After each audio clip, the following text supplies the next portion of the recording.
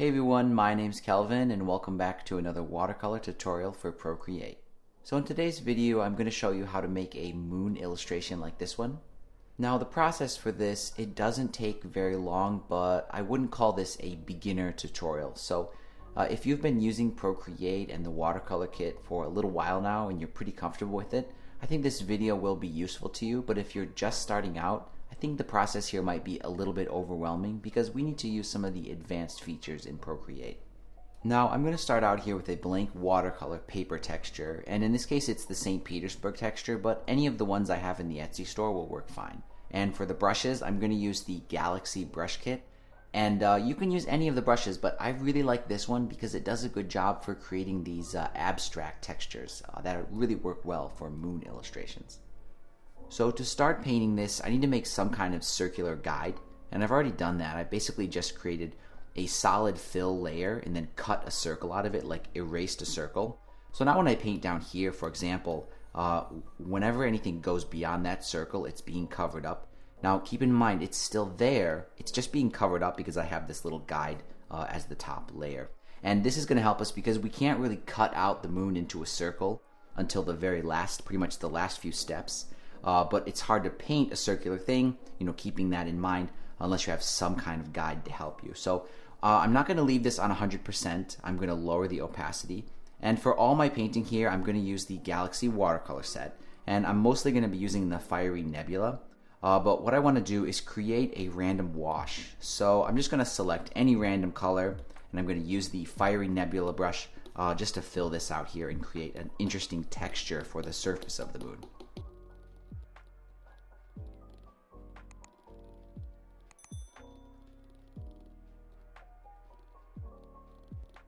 So I've created my kind of random wash here, and it took a few minutes because what I was trying to do is I want to create something like the Earth's moon. So it has a lot of contrast. For example, here in those craters, that magma is like pure black. So that's what I'm trying to create here. So I did this all in one layer, and I want my moon to be pretty desaturated, almost a gray color. So I will desaturate that layer, just lowering the saturation like this. And then also I want to increase the contrast because it ended up being a little bit kind of blah. So the way you do that is you use the curves tool. So as long as your wash layer here is selected, you can just go up here to the magic wand and click on curves for that whole layer, and we can play around with this. And actually you'll find if you adjust this, you can create some pretty extreme contrast. So there we go. I like the way that looks. It did end up getting a little bit saturated again, so I'm going to desaturate it. And I will shift the hue just a little bit. Maybe I can find a kind of warmer tone for this moon. There we go. That looks pretty good. And I recommend going over it with the water blender at this point to soften any of those weird edges. And the Galaxy brush kit comes with a really awesome water blender, so I'm going to use that one at a pretty small size, and I'm just going to tap around and you'll see what this does. And now I want to add some kind of grunge to this. And the Galaxy brush kit has this responsive star flicks brush that really works well for this, but you need to do that on a different layer. So I'm going to make a new layer above my background wash, and I'm going to first do the white one. So I'm going to select pure white. And using that responsive star flicks, I'll just go over this a little bit.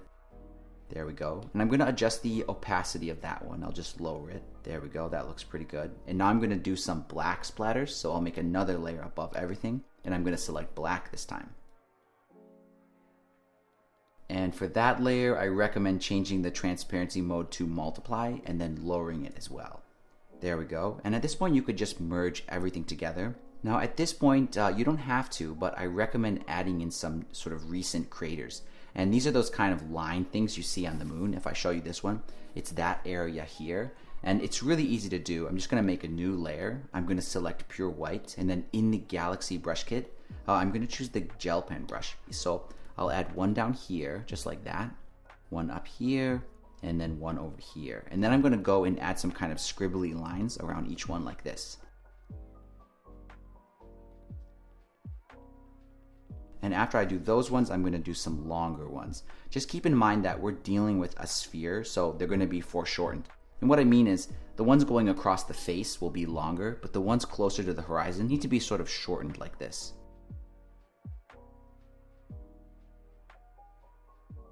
Now those look pretty good, and I want to blur them out. So I'm going to go to the Gaussian blur tool here, and I'm just going to blur them out sort of maybe something like that, just so I can barely see them blurred, but they're not like disappearing.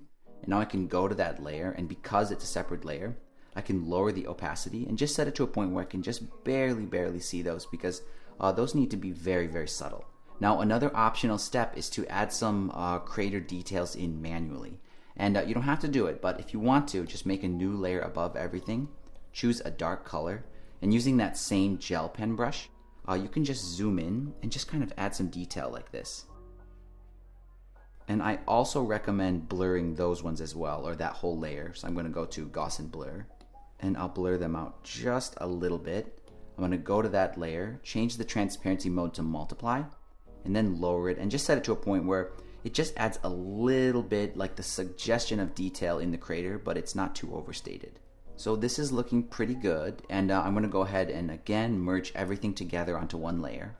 So the way I cut it into a circle is I'm going to use my guides. I'm going to make sure my circle guide is switched on, but I'm going to make sure I've selected my layer with all my texture here, and I'm going to zoom in with the eraser tool, and at a pretty small size, I'm just going to go along the edge. And just, I'm not trying to be perfect because I do want this to be handmade, but I'm just going to follow the edge of this and try to cut this out.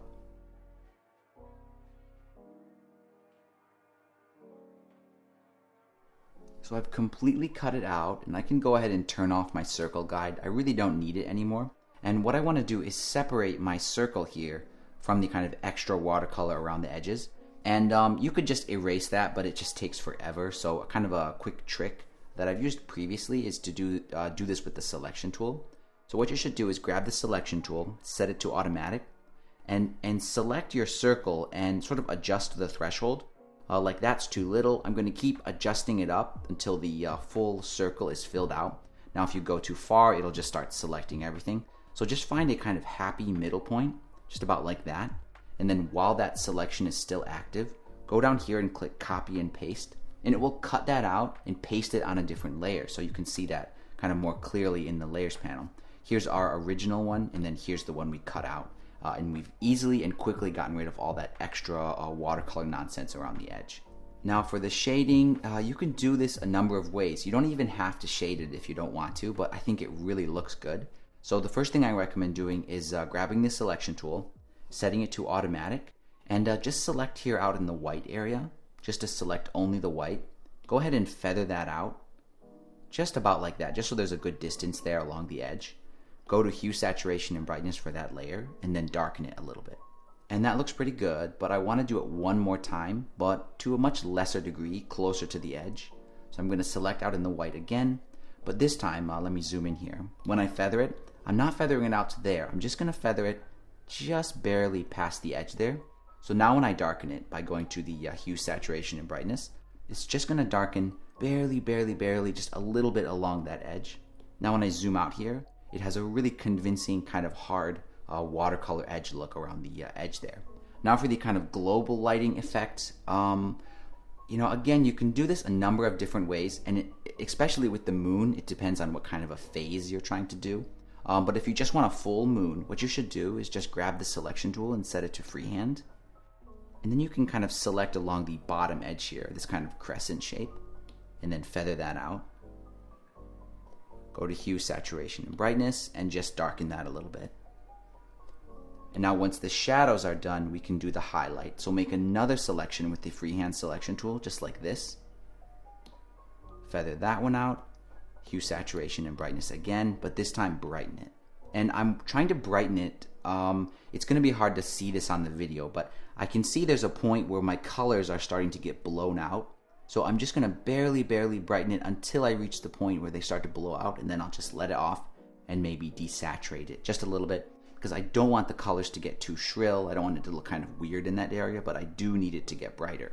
And there we go, this one is all done, and I love the way it prints out. It's really cool to hold. It really has this authentic watercolor feel, and I think it's kind of suitable for a sticker or a poster or a print. Anything like that would be awesome for this.